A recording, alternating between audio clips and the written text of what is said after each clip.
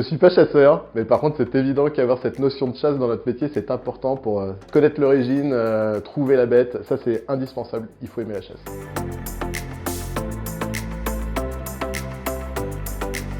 Je préfère les deux parce que le terrain c'est l'expérience et le bureau c'est réfléchir à tout ce terrain, donc c'est indispensable, les deux.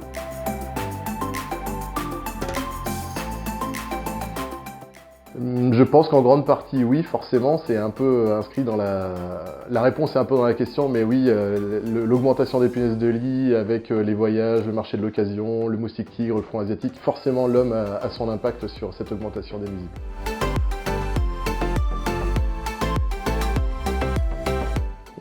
Je dirais que c'est l'homme quand il met des ruches dans son jardin en disant que c'est écologique. C'est une aberration écologique. C'est clairement c'est une erreur. Ça nuit aux 900 espèces d'abeilles sauvages.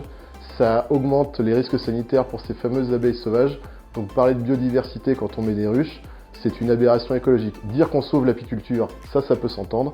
Mais dire que c'est un geste écologique avec des entreprises qui louent des ruches pour dire qu'on est RSE, il y a quelque chose vraiment qui me gêne intellectuellement.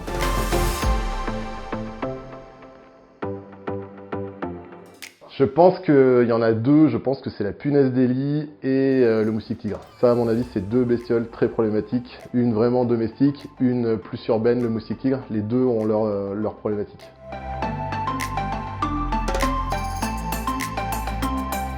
Je pense que les remèdes de grand-mère nous permettent de trouver des solutions. Par exemple, la couleur bleue des charrettes avant, quand on envoyait du fumier, le bleu, on savait que les mouches étaient attirées par le bleu. Donc en emmenant le fumier dans les champs, on emmenait aussi une partie des mouches.